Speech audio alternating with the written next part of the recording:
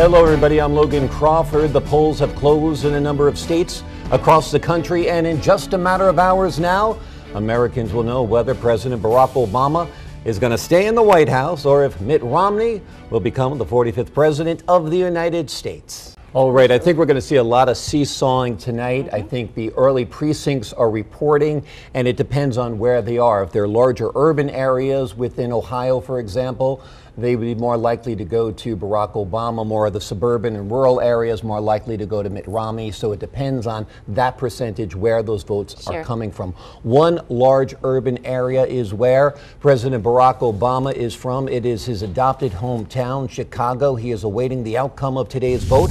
Eber's Kyle Schmoyer is live at President Barack Obama's headquarters. Kyle, what is the mood there like tonight? All right, Kyle, thank you very much. In the wee small hours of the morning by Frank Sinatra, I think that is the theme of this election night, without a doubt. Just might be. Absolutely. All right, private jets streaming in. That can only be at Barack Obama. I missed my plane. Mitt Romney's headquarters. He's living up to the name, exactly. Some are coming in on jet skis, others by private yachts, others by jets. We'll be joined throughout the night tonight by a number of political experts. Joining us right now is John Teen. He is a political analyst, and Rutgers economist Bill Rogers. We also want to tell our viewers they can join the conversation as well on Twitter, #EbruNews. Bill Rogers, starting with you. As Francesca was up there looking at the board, I could see you straining your neck. You guys are on your iPads, you're making your little notes. Yeah. What's going through your head right now? What are you looking for at this moment? Sure. Democrats have talked You've about. got two issues there. You got the war on women, but you also have military spending. As John mentioned, you got a huge military presence there, and you've got Mitt Romney who says, hey, I'm going to boost it by $2 trillion. That means a lot more jobs, a lot more production, and a lot more people still working. Bill, 4 years ago, you and I sat here and we exactly, and we watched a historic night unfold. Barack Obama was elected president, the first African-American president of the United States. And it was a special time in America, I feel. The country had rallied behind him. He'd won by a decent majority. Everywhere you went, you saw Obama 08, you saw Obama girl.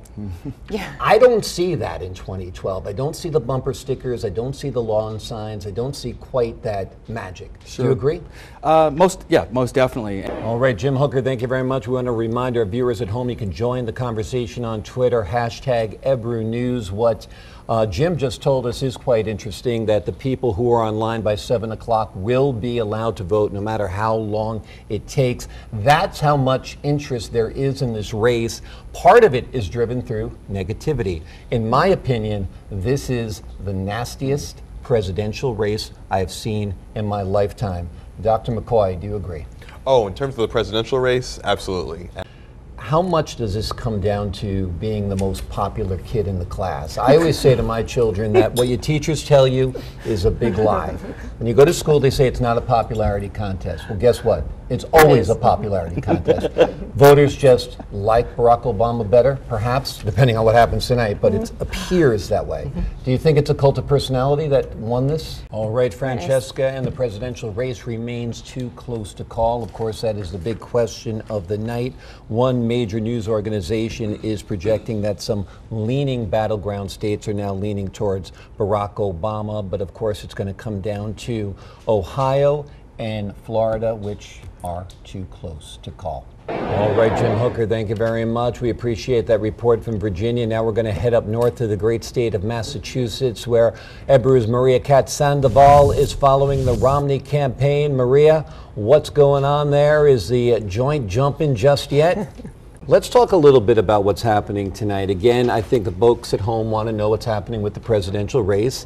And David Redlosk, what's happening with the presidential race? And that is one of the first concession speeches we have heard so far this evening. We have some new sound to share with you right now from Governor Mitt Romney. He spoke aboard his private jet as he departed for Boston, Massachusetts, where he'll be joining his party faithful and supporters in just a matter of hours, I would assume, to either accept victory or accept defeat. Let's take a listen to what the governor had to say.